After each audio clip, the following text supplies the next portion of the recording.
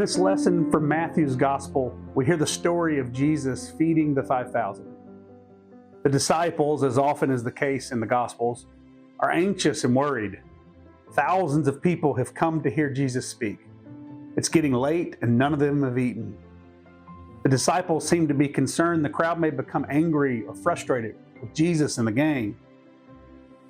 What does this crowd expect? What if the disciples can't or won't meet their expectations?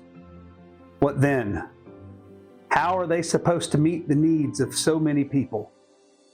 The disciples' answer is a familiar one. Send the crowds away and let them deal with their own problems. Of course, Jesus, as he does often, has other plans. Jesus' response is straightforward. Bring them here to me.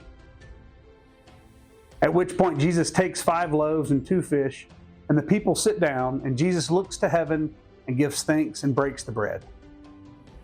Jesus' first action in response to the supposed lack of food or the possibility the crowd may become angry or frustrated was an act of gratitude. The text does not tell us what he was grateful for. It simply says he gave thanks. It reminds me of a scene in the movie Forrest Gump. If you recall, Forrest saved Lieutenant Dan during the battle scene in which Lieutenant Dan lost both of his legs.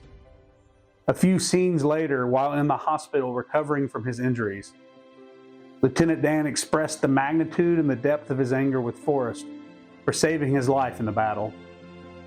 After lamenting his injuries and the loss of his identity, he tells Forrest, "This wasn't supposed to happen to me. I was Lieutenant Dan Taylor." Like many of us, Lieutenant Dan had a plan for his life, and that plan did not depend on anyone else. He was self-sufficient, self-reliant, and in command. Anyone who thought otherwise or suggested differently was either wrong, misinformed, or simply out of touch.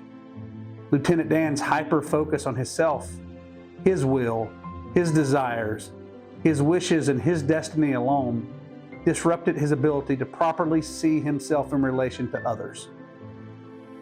It is easy in our culture to become hyper-focused on ourselves. The technology we use has made us more efficient and productive, and it even helps keep us connected to each other. However, the various algorithms used to ensure our social media and online experiences are tailored to our personal preferences and desires can also contribute to an overdeveloped sense of self-reliance and self-importance. It is not very difficult to go a day, a week, or even a month without seeing, reading, or engaging with people or ideas with which we disagree.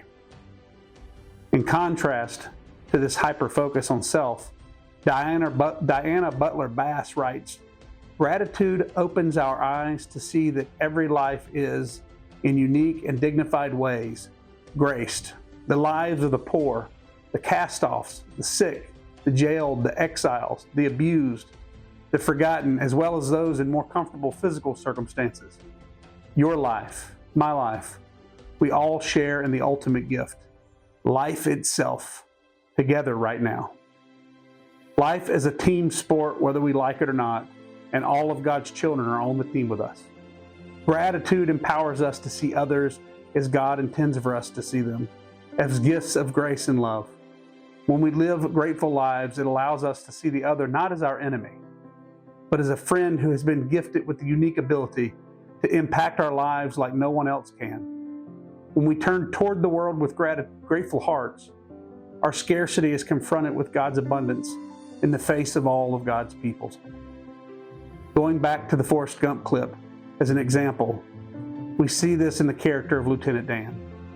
Toward the end of the movie, while working on the shrimp boat with Forrest, after working through several decades of trauma and pain, Lieutenant Dan says to Forrest, "I never thanked you for saving my life." In this moment, Lieutenant Dan's relationship with gratitude has come full circle. He recognizes the gift of life and the unique impact that his friendship with Forrest has had on him. In short, he's grateful.